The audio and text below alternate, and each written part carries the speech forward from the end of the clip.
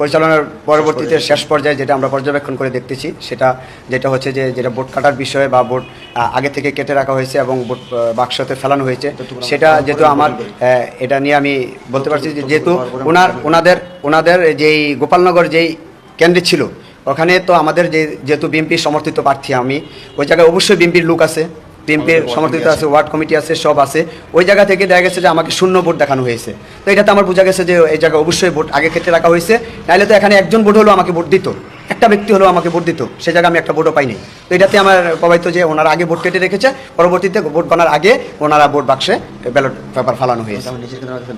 আবার আমার নিজের কেন্দ্র যেটা এখানে আমাকে ফেল দেখানো হয়েছে, এটাও সেম হতে পারে। হ্যাঁ, বিশাল ব্যবধানে ফালানো হয়েছে, দেখানো হয়েছে, এটাও আমার চোখে পড়েছে। তো আমরা চাচ্ছি যে অবাধ, সুষ্ঠু, ভয়ভীতিহীন ছাড়া পুনরায় আবার একটা নির্বাচনের দাবি আমি জানাবো। আমরা সারাদিন নির্বাচনের আগে অনেকগুলো অভিযোগ আমাদের কাছে এসেছে। তারপর আমাদের প্রত্যাশা ছিল যে নির্বাচন কমিশন এবং যে প্রশাসন আছে তারা আমাদেরকে একটু সুষ্ঠু এবং স্বাভাবিক পরিবেশে আমাদেরকে নির্বাচন উপহার দিবে। কিন্তু আমরা নির্বাচনের দিন দেখলাম যে নির্বাচনের আগের রাতে এই পদ্মকোটে বনকুট ইয়েতে আমাদের বিশেষ করে জাতীয় নাগরিক পার্টির কিছু সন্ত্রাসী ওখানে অস্ত্রের মহড়া দেয়, ভোট কেন্দ্র দখলে যায়।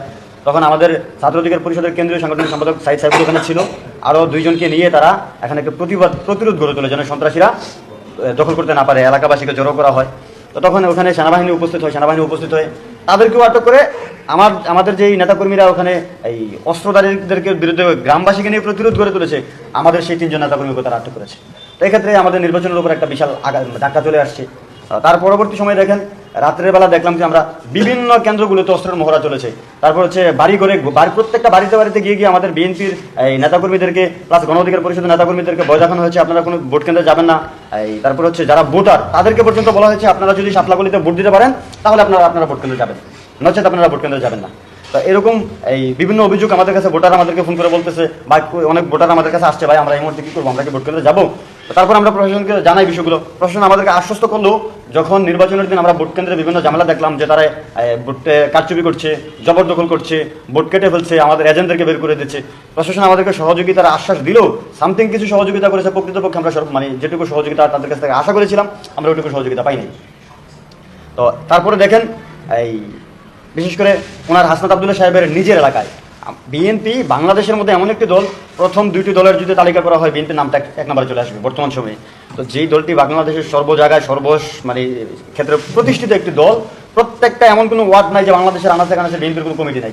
এখানে বাদ দিলাম বিএনপির ওয়ার্ড সভাপতি, ওয়ার্ড সাধারণ সম্পাদক, ওয়ার্ড সাংগঠনিক সম্পাদক, এই তিনজনের তিনটা ভোট তো কমপক্ষে আমরা পাবার কথা ছিল, আমাদেরকে ওখানে শূন্য ভোট দেখানো হয়েছে। তো এর মানে বোঝায় যে আসলেই ওনারা এই প্রিজাইডিং অফিসার এখানে প্রভাবিত হয়েছে। তারপর হচ্ছে আমার পোলিং এজেন্টদেরকে ওখান থেকে বের করে দিয়েছেই। তারপর ওখানে আইন শৃঙ্খলা বাহিনী যারা ছিল তাদেরকে কোনো না কোনোভাবে প্রভাবিত করেছে ওখানে আমাদেরকে শূন্য ভোট দেখানোর জন্য। তো তারপর হচ্ছে আমাদের প্রার্থী যিনি জসিমউদ্দিন ভাই, ওনার নিজের সেন্টারে ওনাকে বিশাল একটি ব্যবধানে ফেল দেখানো হয়েছে। ওখানেও এই বিশেষ করে জামাতের ক্যাডাররা, বিশেষ করে ওবায়দুল্লাহ নামে একজন ক্যাডার আছে জামাতের, যিনি নির্বাচনের 2 দিন আগেও আমাদের সমাবেশস্থলে আক্রমণ করেছিল।